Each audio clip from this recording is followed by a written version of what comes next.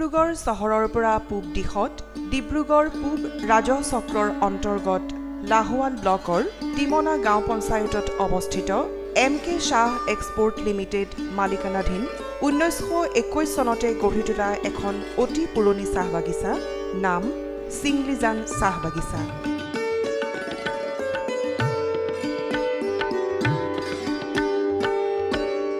এই বাগিচাত মুঠ আৱাসী পৰিয়াল হ'ল 647টা। ইয়াৰে 426টা পৰিয়াল স্থায়ী বনোৱাৰ পৰিয়াল আৰু 221টা অস্থায়ী বনোৱাৰ পৰিয়াল। আজিয়েই সিংলিজান বাগিচাৰ প্ৰতিটো পৰিয়ালৰ প্ৰতিজন সদস্যই অত্যন্ত সুখী। তেওঁলোকৰ এই আনন্দৰ কাৰণো অনন্য, কিয়নো আজি এই বাগিচাৰ বাসিন্দা হিচাপে তেওঁলোক এক বিৰল কৃতিত্বৰ অধিকাৰী। চাহ বাগিচা কৰ্তৃপক্ষ, পঞ্চায়ত আৰু বাগিচাৰ সমূহ বাসিন্দাই ঐক্যবদ্ধভাৱে ঘোষণা কৰিলে যে তেওঁলোকৰ কোনো এজনে আৰু মুকলিত অথবা কেঁচা বিপদজনক শৌচাগাৰত মলত্যাগ নকৰে।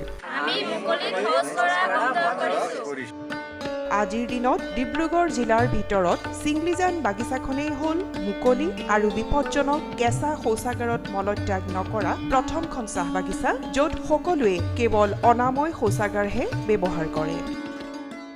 এতিয়া ল'ৰা ছোৱালী যদি ৰাতি লেট্ৰিন য'ত কৰিলে মানে তাৰ পৰা মাখি বহি কিনে আকৌ মানে ভাতে চাতে বা খোৱা বস্তুত মানে বহি যোৱাৰ কাৰণে মানে কিছুমান বেমাৰৰ মানে উৎপাদনটো বাঢ়ি গৈ আছে। কিন্তু আজিৰ পৰা মাত্ৰ 2 মাহ আগলৈকে এই বাগিচাখনৰ অৱস্থা এনে নাছিল। সেই সময়লৈকে এই সিংলিজান বাগিচাখনৰ আৱাসীসকলে ডিব্ৰুগড় জিলাৰ আন 175খন চাহ বাগিচাৰ দৰেই মুকলিত আৰু বিপদজনক কেঁচা শৌচাগাৰত মলত্যাগ কৰা কু অভ্যাসৰ পৰা মুক্ত নাছিল। ইয়াৰ অধিকাংশ আৱাসীৰেই খোৱা পানীৰ গুণাগুণ সম্পৰ্কে বিশেষ সজাগতা। ব্যক্তিগত চাফ চিকুণতাৰ পৰা আৰম্ভ কৰি মলমূত্ৰ নিষ্কাশনৰ বাবে ব্যক্তিগত শৌচাগাৰ নিৰ্মাণ আৰু ইয়াৰ ব্যৱহাৰ, পেলনীয়া জাবৰ জোঁথৰ বিজ্ঞানসন্মত নিষ্কাশনলৈকে সকলো দিশতে আগবাঢ়ি গৈ সিংলিজান চাহ বাগিচাই আজি এখন আদৰ্শ চাহ বাগিচাৰ খ্যাতি লাভ কৰিবলৈ সক্ষম হৈছে। আমি ODI বাগান হিচাপে আমি সিলেক্ট হৈছোঁ। আমাৰ PHE, SBM গ্ৰামীণ আৰু আমাৰ কোম্পানীৰ সহযোগত আমি চব কাম আগবঢ়াইছোঁ। তাৰপিছত আমাৰ PHE আণ্ডাৰ SBM গ্ৰামীণৰ আণ্ডাৰত আমি 147 টয়লেটছ এতিয়া নিউলি কনষ্ট্ৰাক্টেড কৰিছোঁ। আমাৰ কোম্পানী ফালৰ পৰা আমাৰ যিমানখিনি ডিফাংক্ট টয়লেটছ আছে আমি সেইখিনি ৰিপেয়াৰ কৰিছোঁ আৰু আমাৰ টিউবৱেল প্লেণ্টখিনি আমি চব ৰিপেয়াৰ কৰি নতুনকৈ বনাইছোঁ আৰু চবকে মাজত এৱাৰনেছ এটা প্ৰগ্ৰাম কৰিছোঁ যাতে আমাক চবে চফাকৈ থাকিব লাগে আৰু আমি লেট্ৰিন ইউজ কৰিব লাগে যাতে আমি বাহিৰত নাযাওঁ আৰু যাতে আমাৰ বেমাৰ আজাৰৰ পৰা চবে বাচি থাকক। প্ৰতিগৰাকী আৱাসীৰ ব্যৱহাৰৰে পৰিৱৰ্তনসমূহ জানিবলৈ অধিক আগ্ৰহেৰে আমি গৈ ওলাইছিলোঁগৈ সিংলিজান চাহ বাগিচাত। এয়া বহুদিনৰ কথা নহয়। সেই দিনটো আছিল যোৱা 2015 চনৰ আগষ্ট মাহৰ 22 তাৰিখৰ দিনটো। এই দিনটোৱেই যেন বাগিচাখনৰ আৱাসীসকলৰ বাবে সুস্বাস্থ্যৰ দিশত এক নতুন দিগন্তৰ সূচনা কৰিলে।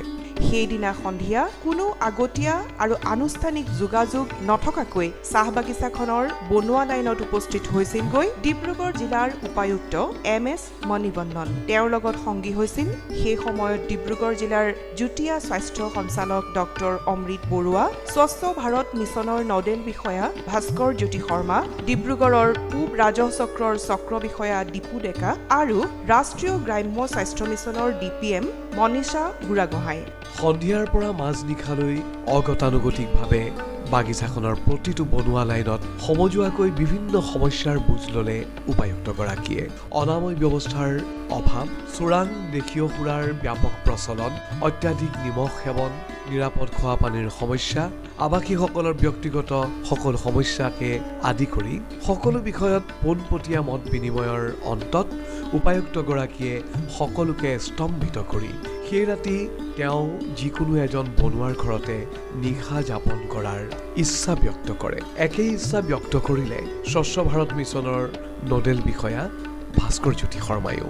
আতিথ্য আগবঢ়াবলৈ মুকলিকৈ ওলাই আহিল ওৰাং লাইনৰ শ্ৰী বলেশ্বৰ কুজুৰ। কথামতেই কাম লগে লগে আৰম্ভ হ'ল কুজুৰ পত্নীৰ নৈশ আহাৰৰ আয়োজন। কুজুৰৰ বাসগৃহত পৰম তৃপ্তিৰে নৈশ আহাৰ গ্ৰহণ কৰি সেই ৰাতি তাতেই কটালে তেওঁলোকে। ৰাতিপুৱাই আগৰাতি আলোচিত সমস্যাসমূহৰ চৰজমিন অধ্যয়নৰ বাবে সকলো আৱাসীৰ লগতে প্ৰতি ঘৰে ঘৰে গৈ বুজ ল'লে উপায়ুক্তগৰাকীয়ে। বাগিচাখনৰ প্ৰতিখন স্কুল, অংগনবাড়ী কেন্দ্ৰ, হস্পিটেল, ক্ৰেচ পৰিদৰ্শন কৰিলে উপায়ুক্তই। সদৌ শেষত সকলো আৱাসীৰ লগতে চাহ বাগিচা কৰ্তৃপক্ষৰ লগত আলোচনাত মিলিত হ'ল সকলোৱে ঐক্যবদ্ধভাৱে মত পোষণ কৰিলে আমি আৰু এনেদৰে নাথাকো। এতিয়া আমি লাহে ধীৰেকৈ চফা চুত্ৰ কৰি আৰু ৰাস্তা চাফ চিকুণ কৰি থৈছোঁ। এইবিলাক আৰু মানুহকেইটাক বুজাই আছোঁ এইকেইটা আমাৰ ঠিক হ'ব বুলি।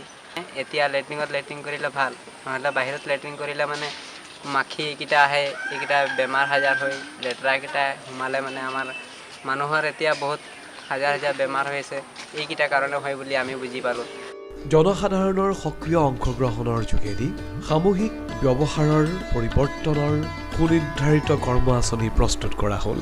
চাহ বাগিচা কৰ্তৃপক্ষইও সহযোগিতাৰ হাত আগবঢ়াই ওলাই আহিল।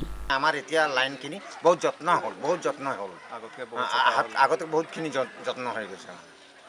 সেইটো বুলি আমি যে এতিয়া যে আমি যে ভাবিছোঁ যে আৰু ইয়াতকৈ আৰু যদি ভাল হ'ব নহয় আৰু ভাল লাগে। ইতিমধ্যে চিংলিজান বাগিচা ODF গোট নামেৰে এটা উৎসাহী গোট স্বতঃস্ফূৰ্তভাৱে গঠিত হ'ল।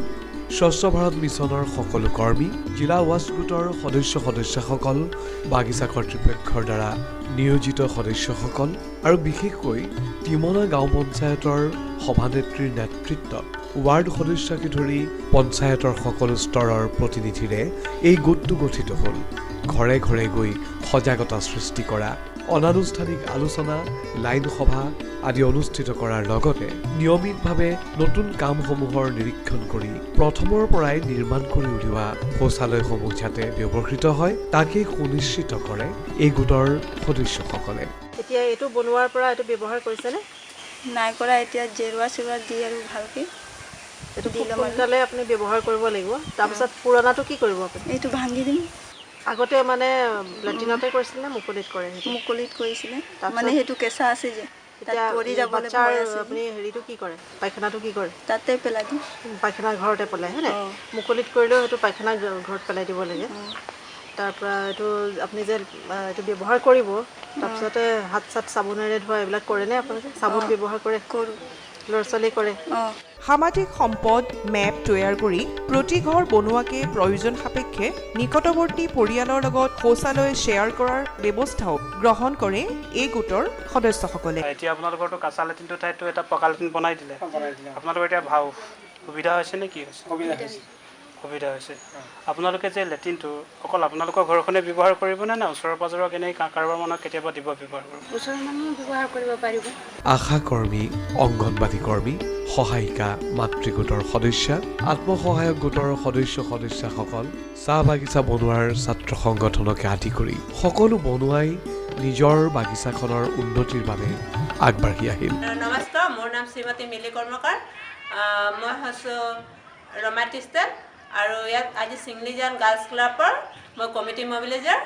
আৰু প্ৰত্যেক শনিবাৰে আমি ছোৱালীবিলাকৰ গাৰ্লছ ক্লাবৰ ওপৰত এখন সভা নিচিনা বহা হয় আৰু ছোৱালীবিলাকৰ ওপৰত আলোচনা কৰা হয় যাতে আমাৰ চাইল্ড লেবাৰ, চাইল্ড মেৰিজ আৰু বাহিৰত শৌচ কৰিলে কি বেমাৰ হ'ব পাৰে, ডায়েৰিয়া, সেইবিলাকৰ ওপৰত আমি আলোচনা কৰা হয় আৰু চেনিটেৰী নেপকিন সেইবিলাকৰ ওপৰত আমি প্ৰত্যেক শনিবাৰে আলোচনা কৰা হয়। আৰু ছোৱালীবিলাক কোৱা হয় যে আমাৰ ডায়েৰিয়া হ'লে কি কেনেকুৱা ধৰণে থাকিব লাগে আৰু কি আমি ঘৰতে মানে দৰৱ বনাই কিনে খাব পাৰোঁ, যেনেবা ORSটো আমি ঘৰতে বনাই কিনে খাব পাৰোঁ, সেইবিলাকৰ কোৱা হয়।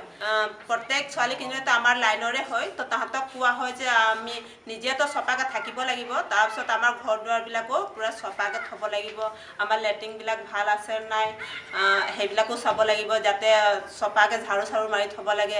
নিজৰ আমাৰ খোৱা পানীটো ঢাকি থৈছোঁ নে নাই, আমাৰ খোৱা বস্তুখিনি কেনেকুৱা থৈছোঁ বা কেনেকুৱা বনাইছোঁ সেইখিনিৰ ওপৰতো আমাৰ আলোচনা কৰা হয় আৰু ছোৱালীবিলাকক কোৱা হয়।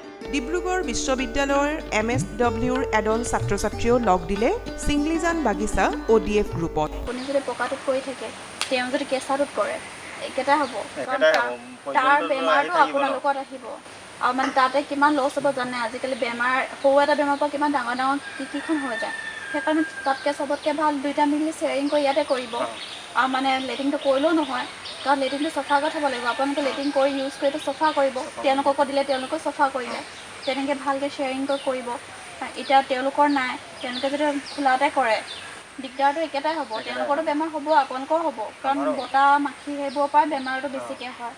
ইতিমধ্যে তিনিওটা মূল বনোৱা লাইনতে এটাকৈ স্বেচ্ছাসেৱকৰ দল গঠিত হ'ল আৰু এই স্বেচ্ছাসেৱকসকলে নিৰবিচ্ছিন্নভাৱে মুকলিত আৰু কেঁচা বিপদজনক শৌচাগাৰৰ মলত্যাগ কৰা বন্ধ কৰাটো নিশ্চিত কৰিছে। সজাগতা সৃষ্টিৰ এই অভিযানত অবিৰতভাৱে অংশগ্ৰহণ কৰি ডিব্ৰুগড় জিলাৰ উপায়ুক্ত, লাহোৱাল সমষ্টিৰ মাননীয় বিধায়ক তথা অসম চৰকাৰৰ প্ৰাক্তন মন্ত্ৰী পৃথিৱী মাঝি, জনস্বাস্থ্য কাৰিকৰী বিভাগৰ সকলো স্তৰৰ বিষয়া কৰ্মচাৰী সকলোৱে ঐক্যবদ্ধভাৱে চাহ বাগিচাৰ আৱাসীসকলক জাগ্ৰত কৰি তোলাৰ লগতে সামূহিক ব্যৱহাৰৰ পৰিৱৰ্তনৰ বাবে উদ্বুদ্ধ কৰি তোলে। মানৱ সম্পদ হিচাপে গঢ়ি তুলিবলৈ সৰুৰে পৰা স্বাস্থ্যসন্মত সু অভ্যাস গঠন কৰি সুস্বাস্থ্যৰে আগবঢ়াই নিবলৈ চেষ্টাৰ অকণো ত্ৰুটি কৰা নাই স্বচ্ছ ভাৰত মিছন গোটৰ সদস্যসকলে।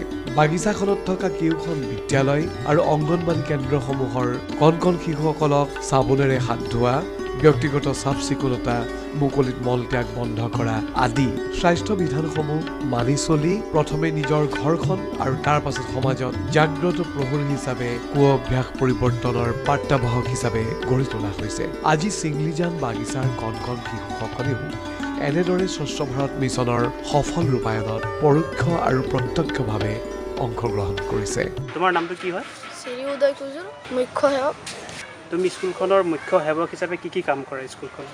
স্কুলৰ গোটেই চাৰিওফালে চাফ চিকুণাই কৰি তাৰপিছত ভালদৰে ভৰি হাত ধুব কওঁ, তাৰপিছত সোমোৱাব কওঁ, তাৰপিছত পাত্ৰ হ'ব কৰোঁ ভিতৰত। হাত কেতিয়া কেতিয়া ধুব লাগে তুমি জানা নেকি?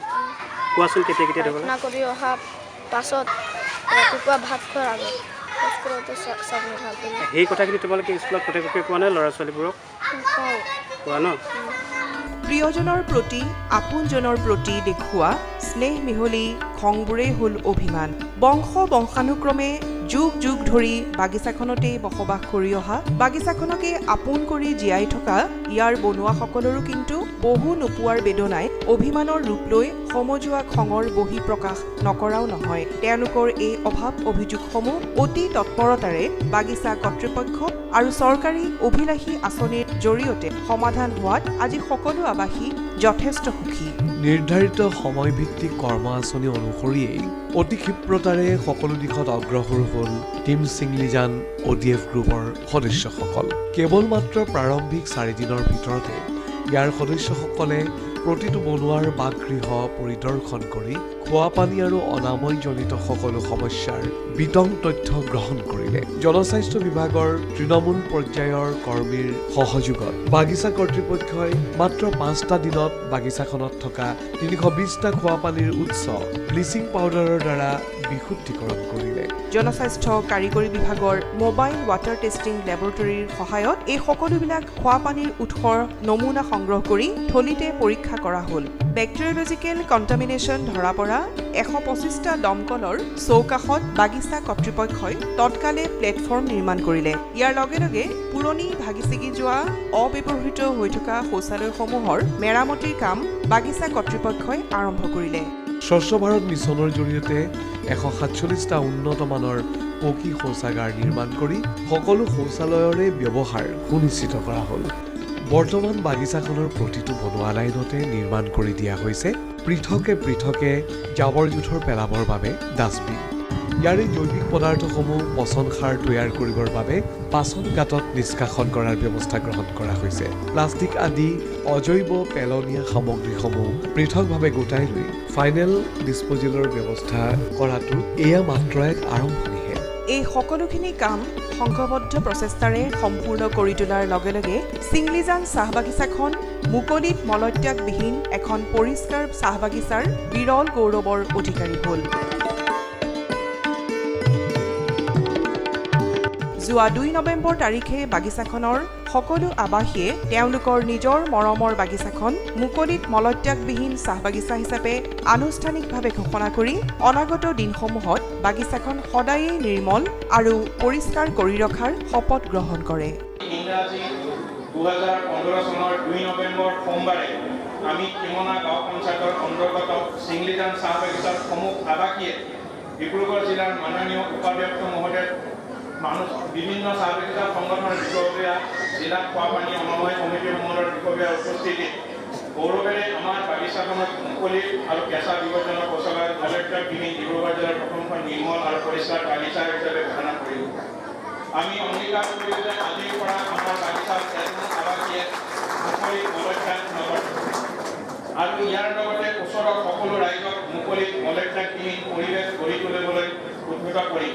এই সমূহীয়া আনুষ্ঠানিক মুকলিত মলত্যাগবিহীন ৰাজহুৱা ঘোষণা অনুষ্ঠানত লাহোৱাল সমষ্টিৰ মাননীয় বিধায়ক পৃথিৱী মাঝি, ডিব্ৰুগড় বিশ্ববিদ্যালয়ৰ মাননীয় উপাচাৰ্য অলক কুমাৰ বুঢ়াগোহাঁই, ডিব্ৰুগড় জিলাৰ উপায়ুক্ত MS মণিবন্নন, এবিটা অসমৰ সচিব সন্দীপ ঘোষ, MK ঘোষ এক্সপৰ্ট লিমিটেডৰ জ্যেষ্ঠ কাৰ্যবাহী সঞ্জিত চলিহা, ডিব্ৰুগড় জিলা খোৱাপানী আৰু অনাময় সমিতিৰ সদস্য সচিব নজৰুল ইছলামৰ নেতৃত্বত জনস্বাস্থ্য কাৰিকৰী বিভাগ তথা স্বচ্ছ ভাৰত মিছন গ্ৰামীণ গোটৰ সদস্যসকলৰ লগতে ডিব্ৰুগড় জিলাৰ অন্যান্য চাহ বাগিচাসমূহৰ প্ৰবন্ধকসকল উপস্থিত থাকি আৱাসীসকলক উৎসাহ আৰু অনুপ্ৰেৰণা যোগায়। চাহ বাগিচা হিচাপে চিংলিজান চাহ বাগিচা অলপ এই মুহূৰ্তত ঘোষণা কৰা হ'ব। এই বহুত মইতো এই মুহূৰ্তত মানে সকলোকে ধন্যবাদ জনাইছোঁ। পাৰ্টিকুলাৰলি আমাৰ এই চাহ বাগিচাৰ শ্ৰমিকসকলে, লেবাৰসকলক, চাহ বাগিচাৰ মেনেজমেণ্টক আৰু PHE ডিপাৰ্টমেণ্ট আৰু UNICEF ইউনিভাৰ্চিটিৰ কিছুমানো ইয়াতে আমাক হেল্প কৰিছে কিন্তু IEC এক্টিভিটিৰ কাৰণে। আমি সকলোকে এই মুহূৰ্তত মোৰ আন্তৰিক ধন্যবাদ জনাইছোঁ। সেইটো এটা মিছন, আপোনালোকে দেখিছে ইমান মানুহ ইমান ৰেছপন্সটো দিছে আৰু আটাইতকৈ ভাল লাগিছে যে এই ODFটো আমি লাহোৱাল ব্লকক মানে পুৰা ব্লকে ODF ব্লক হিচাপে ঘোষণা কৰিবলৈ আমি কাম আৰম্ভ কৰিছোঁ। কামটো চলি আছে, ছাকচেছফুলি চলি আছে। তাৰ ভিতৰত এইটো চাহ বাগিচাই আমি এটা ODF হিচাপে ঘোষণা কৰিবলৈ আমি এতিয়া সক্ষম হৈছোঁ, আমি ৰেডি হৈছোঁ যে এইটো আটাইতকৈ ভাল লাগিছে। আৰু মোৰ অতিকৈ আনন্দ যে অসমৰ ভিতৰত এই চিংলিজানে প্ৰথম হোৱা হৈছে আৰু নিশ্চয় মই আমাৰ ডিব্ৰুগড় জিলাৰ উপায়ুক্তক মই ধন্যবাদ জ্ঞাপন কৰিছোঁ। তেখেতে আহি এই গোটেই ইয়াত এৰাতি থাকি আৰু আমাৰ শ্ৰমিক ৰাইজৰসকলৰ লগত থাকি তেওঁ যিটো উদাহৰণ দেখুৱাইছে, এনেকুৱা উদাহৰণ অতি বিৰল।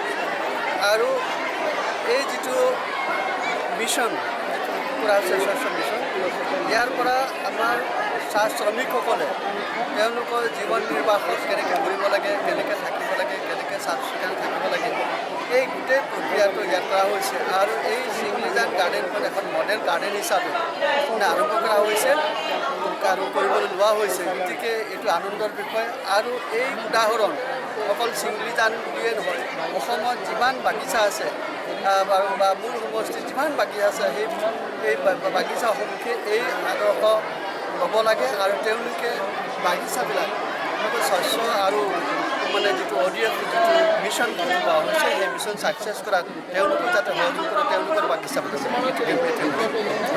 নতুন চিন্তাৰে স্বাস্থ্য ৰক্ষাৰ নতুন দিশত আগবঢ়াৰ প্ৰথম প্ৰয়াস, সংশ্লিষ্ট সকলো পক্ষৰে সংঘবদ্ধ প্ৰচেষ্টাৰে নিৰবিচ্ছিন্নভাৱে এই চিংলিজান বাগিচাখন এক আদৰ্শ চাহ বাগিচা হিচাপে সদায় জাকত জিলিকা হৈ থাকক।